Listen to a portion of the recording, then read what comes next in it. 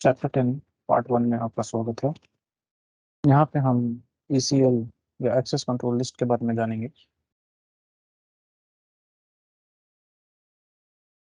तो access control list basically एक filter की तरह काम करता है।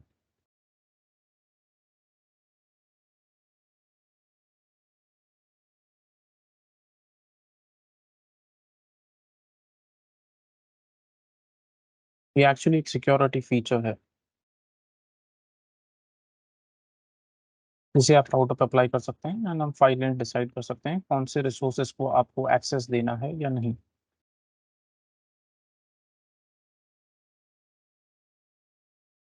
कुछ पॉइंटर्स है जो आपको याद रखने चाहिए। ECL बेसिकली होता है एक सेट ऑफ इंस्ट्रक्शंस जो आप क्रिएट करता है, बेसिकली कमांड लिस्ट जो आप क्रिएट करते हैं एंड ये फाइनली आइडेंटिफाई होता है या तो एक नेम या फिर एक नंबर से।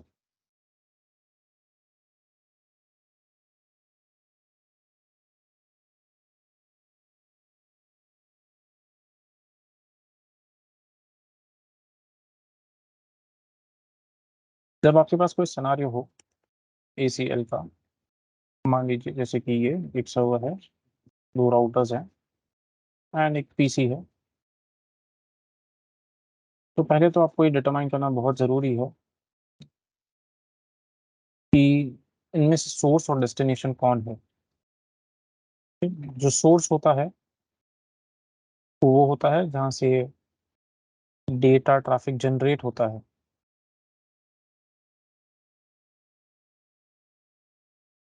डेस्टिनेशन वो होता है जहाँ पर जो आपका टारगेट होता है, जहाँ पे डेटा जाना है, जहाँ पे डेटा को आना है। तो इस केस में मान लेते हैं जैसे ये हमारा PCA है, ये सोर्स है एंड डेस्टिनेशन की तरफ ये आने वाला है। इसके अलावा ध्यान रखिए जब आप ACL को अप्लाई करते हैं तो वो किसी राउटर पे अप्लाई होगा।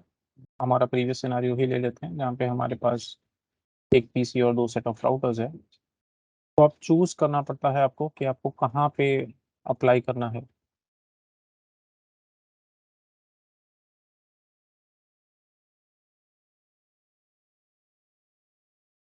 इसमें आपके पास दो ऑप्शंस होते हैं, या तो आप इसे क्लोज टू सोर्स लगा सकते हैं या क्लोज टू डेस्टिनेशन लगा सकते हैं।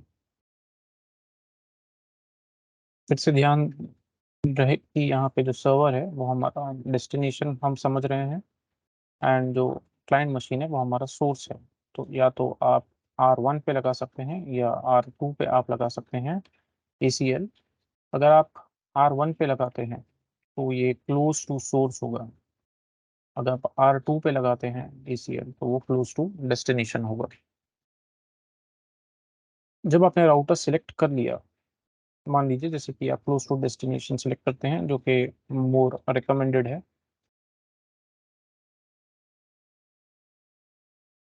क्योंकि ये बाकी के नेटवर्क को अफेक्ट नहीं करेगा। जब आप राउटर पे अप्लाई कर देते हैं तो भी आपको चूज करना पड़ेगा कि किस इंटरफेस पे आपको अप्लाई करना है।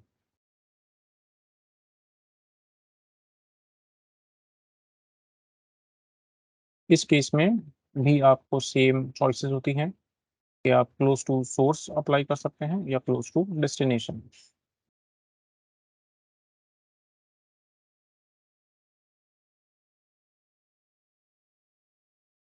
इसका कहने का मतलब है कि अगर आप मान लीजिए ये पोर्ट नंबर 0 है राउटर का और ये पोर्ट नंबर 1 है, अगर आप 1 पे अप्लाई करते हैं तो अगेन आप देख सकते हैं ये सोर्स की तरफ है और 0 पे अप्लाई करते हैं तो ये डेस्टिनेशन से क्लोज है।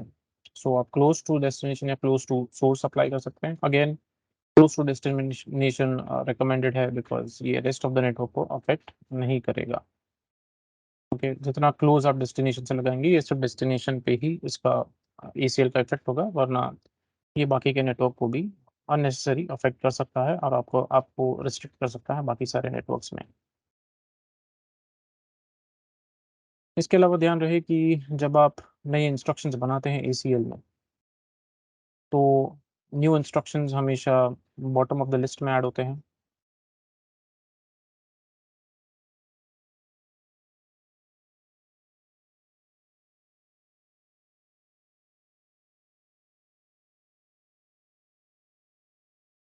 हाउएवर जब किसी राउटर के थ्रू या किसी इंटरफेस के थ्रू जहाँ पे आपने एसीएल प्लेस किया है,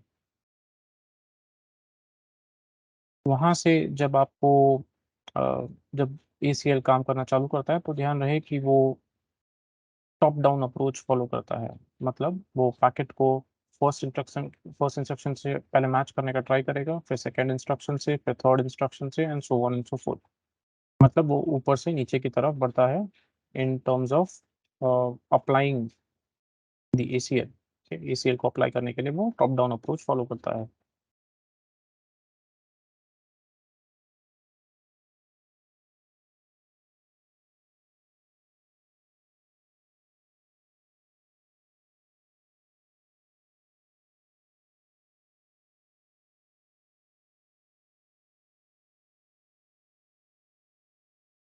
यहाँ पे ध्यान रहे कि जब हम इसे इंटरफेस पे एसीएल को अप्लाई करते हैं, तो भी आपके पास किसी भी इंटरफेस पे जब अप्लाई करते हैं, तो आपके पास दो ऑप्शंस होते हैं। आपको चूज करना पड़ता है डायरेक्शन।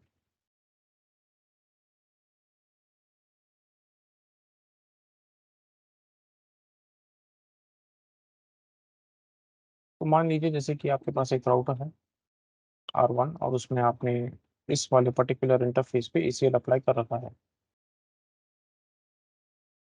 आपके पास दो चॉइस है कि आप किस डायरेक्शन में एसीएल अप्लाई कर सकते हैं। वो एक होता है इनबाउंड और एक होता है आउटबाउंड।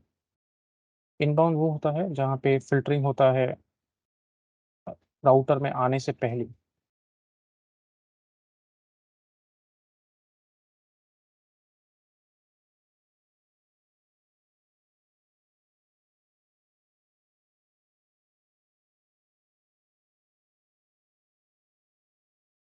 और आउटबाउंड होता है जब हम फिल्टर करते हैं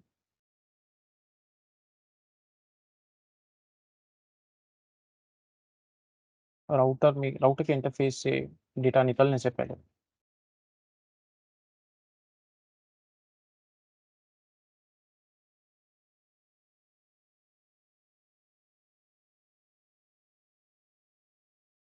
ध्यान रहे, हमने पहले डिस्कस किया है कि टॉप डाउन अप्रोच फॉलो होता है। मीनिंग अगर आपके एसीएल में मान लीजिए 10 कमांड्स हैं, तो पैकेट को मैच करने का ट्राई करेगा वो पहले कमांड से, फिर दूसरे कमांड से, फिर तीसरे कमांड से। जो भी जहाँ पे भी मैच हो जाए, वो रेस्ट ऑफ द कमांड्स को स्किप कर देगा। मतलब वो सिर्फ एक मैच ढूंढ रहा है, उसके बाद सारे के सारे स्किप हो जाएंगे।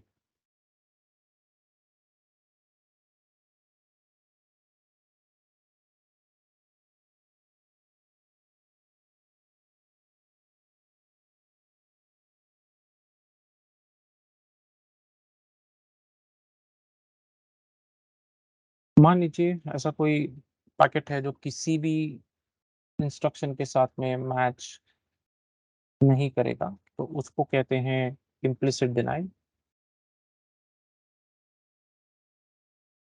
इसका मतलब है कि पैकेट वो डिनाई हो जाएगा।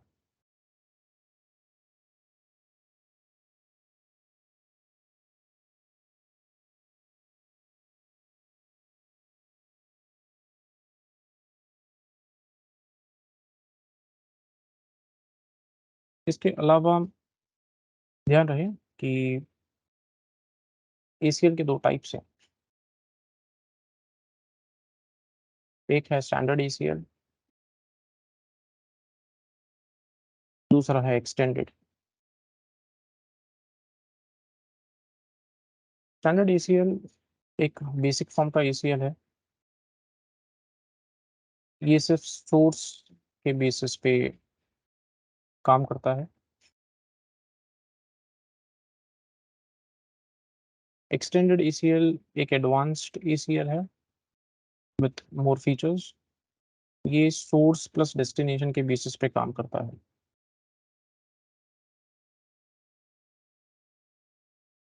कह सकते हैं आप सोर्स फ़िल्टरिंग और सोर्स एंड डेस्टिनेशन फ़िल्टरिंग। इसके अलावा स्टैंडर्ड ईसीएल या तो कंप्लीटली ब्लॉक करता है या कंप्लीटली अलाउ करता है।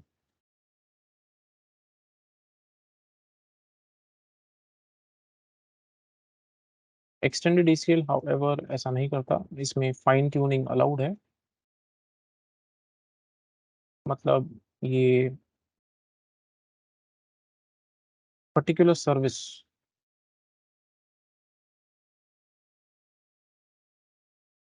को अलाउ या ब्लॉक कर सकता है।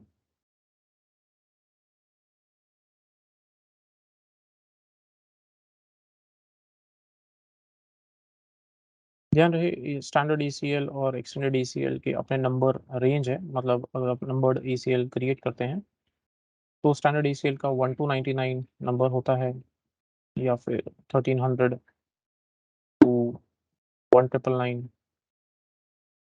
व्हेरेas अगर आप एक्सटेंडेड ईसीएल बनाते हो तो वो 100, 199 और 2000 2699 हो सकता है। अगले वीडियो में हम लैब एग्ज़ीक्यूट करेंगे ईसीएल का।